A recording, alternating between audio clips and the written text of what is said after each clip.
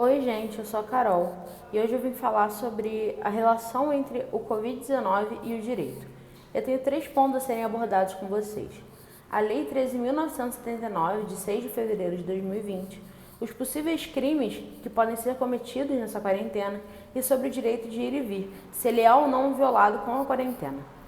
Sobre a Lei 13.979, eu vou falar sobre 2 artigos, essa parte é um pouco chata, mas é necessária, e depois eu vou falar sobre os possíveis crimes, eu vou exemplificar e inclusive falar sobre um crime muito importante para vocês saberem e denunciarem se vocês virem ele acontecendo. Depois eu vou falar sobre o direito de ir e vir um pouco e quais são as únicas possibilidades dele ser suprimido totalmente e também sobre essa violação ou não do direito de locomoção pela quarentena.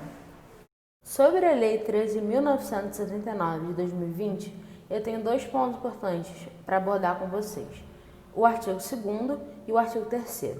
O artigo 2º é muito importante porque ele conceitua isolamento e quarentena. Isso é importante para vocês saberem e não errarem quando forem falar para outras pessoas. Ele conceitua o isolamento como a separação das pessoas doentes ou contaminadas e a quarentena como a restrição das atividades ou separação das pessoas suspeitas de contaminação das pessoas que não estejam doentes. Isso quer dizer que é pra gente, que não foi contaminado ainda. No artigo 3º, ele fala das medidas que podem ser tomadas para enfrentar a emergência de saúde pública de importância internacional decorrente do coronavírus. 2 medidas eu já citei com vocês, que são o isolamento e a quarentena. E a 3ª medida é a determinação da realização compulsória de algumas coisas. A realização compulsória significa que ela pode ser feita sem a nossa vontade. O Estado pode nos obrigar a fazer essas coisas. E elas são os exames médicos, os testes laboratoriais, a coleta de amostras clínicas, a vacinação e outras medidas profiláticas que seriam como remédios ou soluções para conter o vírus e os tratamentos médicos específicos. Nós ainda não temos uma vacina ou um remédio, mas temos um tratamento médico específico que está acontecendo nos hospitais e ele é obrigatório. Agora, nós vamos entrar nos crimes que podem ser cometidos durante a nossa quarentena. Um deles é o crime de infração de medida sanitária preventiva, que está aí no slide para vocês. Vocês podem ler e eu vou explicar agora. Esse crime vai se configurar com o descumprimento das imposições legais obrigatórias do Estado, como o acesso a praias, a praças públicas, e não as recomendações, como ficar em casa. Ninguém pode ser preso por não ficar em casa, mas pode ser preso por acessar as praias, por exemplo. Dessa forma, aquele que descumprir as medidas dessa lei ou qualquer ato administrativo referente à propagação do coronavírus no Brasil poderá ser preso com base nesse artigo do Código Penal, ainda que ele não implique um resultado concreto. Por se tratar de um crime de perigo abstrato, a simples possibilidade de contágio é suficiente para caracterizar esse delito. O segundo crime é o crime de desobediência, que também está aí no slide para vocês. Essa lei ela pode ser aplicada se numa aglomeração, como várias que estão acontecendo no Brasil, vocês podem ver na televisão, um agente público determinar que essa aglomeração se dissemine, se separe, com a finalidade de evitar a propagação do vírus. E qualquer indivíduo se recusar de forma consciente, voluntária e sem motivo aparente a sair da aglomeração. Essa pessoa pode ser presa por desobedecer a ordem legal de um funcionário público. O terceiro e mais importante crime que eu quero contar para vocês é o crime contra a economia popular. Ele está no artigo 3º da Lei 1521 de 51. E no inciso 6, ele fala que provocar a alta ou baixa de preços de mercadorias, títulos públicos, valores ou salários por meio de notícias falsas, operações fictícias ou qualquer outro artifício é um crime. Exemplificando, se durante a pandemia o empresário aumenta de forma abusiva os preços de seu mercado, alegando que os produtos estão em falta, ele pode ser preso por essa lei. Nós podemos ver que isso tem ocorrido com o aumento do preço do álcool em gel em vários mercados e farmácias.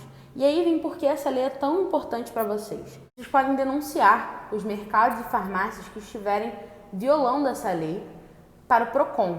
E esse mercado provavelmente será multado e os preços vão voltar ao normal. E agora, entramos na parte que mais pessoas têm dúvidas sobre essa aula, que é sobre o direito de ir e vir, ou direito de locomoção. Esse direito é garantido na Constituição Federal no artigo 5º, inciso 15, e diz que é livre a locomoção no território nacional em tempo de paz, podendo qualquer pessoa, nos termos da lei, nele entrar, permanecer ou dele sair com seus bens. Diante desse artigo, muitas pessoas têm se posicionado contra a quarentena, alegando que ela violaria o direito de ir e vir, mas isso não é verdade. Em função da pandemia, foram editadas algumas normas infraconstitucionais prevendo severas restrições ao direito de locomoção, e ficamos com duas delas, o isolamento e a quarentena. É importante lembrar que estamos num contexto atípico, e essas normas não seriam editadas num contexto normal.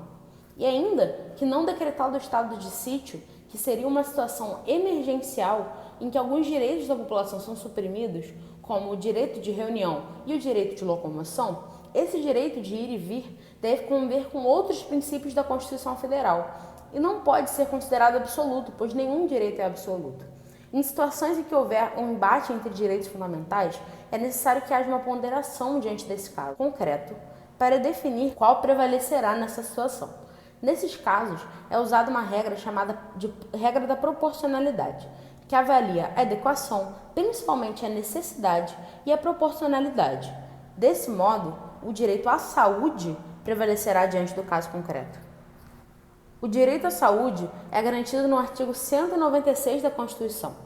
E nessa situação, considerando estudos médicos, orientações da Organização Mundial de Saúde e exemplos de outros países que já saíram da situação de crise, a quarentena e o isolamento são a melhor forma de conter a propagação do vírus.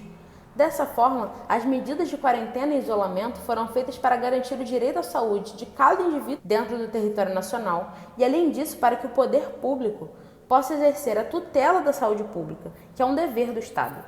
Diante disso, é possível afirmar que o direito à saúde prevalece sobre o direito de ir e vir, nesse caso concreto de pandemia, e a quarentena não pode ser considerada uma violação. Então, gente, essa foi a minha parte.